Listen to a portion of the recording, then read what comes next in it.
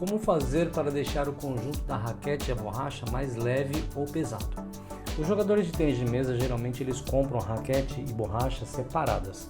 Quando você for escolher a sua borracha ou você escolher a sua raquete, dependendo do seu porte físico, você tem que escolher uma raquete mais pesada ou mais leve, o conjunto no caso, né? Vamos começar primeiro com as raquetes. As raquetes clássicas e classinetas são vendidas e elas têm 5 folhas ou 7 folhas. 7 folhas seriam as madeiras aqui, a madeira ela não é inteiriça, né? Ela tem várias folhas aqui e aí é colada com uma cola especial, uma em cima da outra, totalizando aí mais ou menos uns 6 a 7 milímetros de espessura total, e você cola uma folha em cima da outra. Também tem folhas de carbono também, que eles intercalam, colocam geralmente uma em cima e uma embaixo. Para não complicar muito aqui, vou falar só de folhas de madeira, né? Então são folhas de madeira. No Japão eles usam 3 tipos de madeira, que é a madeira Hinoki, a madeira Kiri e a madeira balsa. A madeira balsa é uma madeira que ela é bem leve, que parece um isopor, só que ela não pula nada. Ela é geralmente colocada bem no meio aqui, ó, entre as folhas, né, bem no meio. É mais usada para jogadores mais defensivos. Depois tem as madeiras que pulam mais, que são colocadas mais na parte de cima aqui, que são as madeiras Hinoki e as madeiras Kiri. Qual a diferença entre madeira Kiri e Hinoki? A Hinoki é uma madeira nobre, ela é leve e pula bastante. E também tem a madeira Kiri.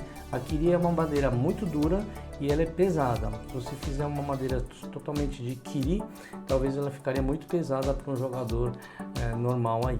As madeiras geralmente elas pesam aí entre 70 gramas a 100 gramas. É considerado uma madeira mais pesada a partir de 90 gramas para cima. Tem raquetes obviamente que pesam mais que 100 gramas, né? E as abaixo de 85 gramas para baixo é considerada leve. Mas, por exemplo, uma criança que não tem força nenhuma, eu escolheria uma madeira entre 70 a 80 gramas no máximo. Porque no tênis de mesa você faz muitos movimentos repetitivos e o jogador ele pode ter dores no braço, uma tendinite aí no futuro, que é muito desagradável e demora para sarar também. Tá bom? Se você não é inscrito aqui no canal, lembre-se de se inscrever e clicar no sininho de notificações para que o YouTube possa enviar os vídeos que eu for postando aqui para vocês, tá bom? Dando continuidade aqui, quanto menos folhas, teoricamente é mais leve, e quanto mais folhas, mais pesado. Então, geralmente os profissionais eles usam raquetes de 7 folhas.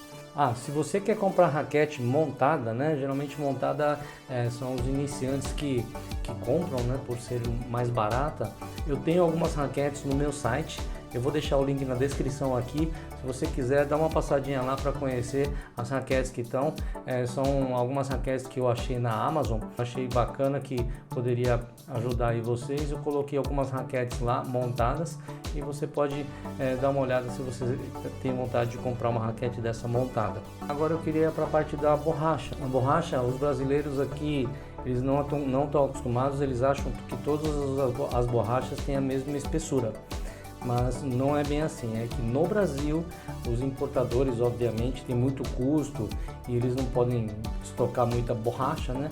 Eles trazem as borrachas que são mais vendidas, que são as super grossas. A borracha em si, junto com a esponja, ela pode ter no máximo 4 milímetros.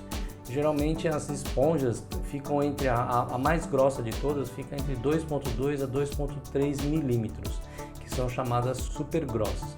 Obviamente que a super grossa, uma borracha super grossa, ela vai pesar mais. Você está começando agora, você é pai de uma criança que vai começar agora, não tem muita força. Se você puder escolher, se eu pudesse escolher, eu escolheria uma borracha com esponja mais fina. O que é fino? No caso de borrachas lisas, geralmente são vendidas a partir de 1,7 milímetros. Então tem 1,7 milímetros, 1,9 milímetros e 2,1 milímetros.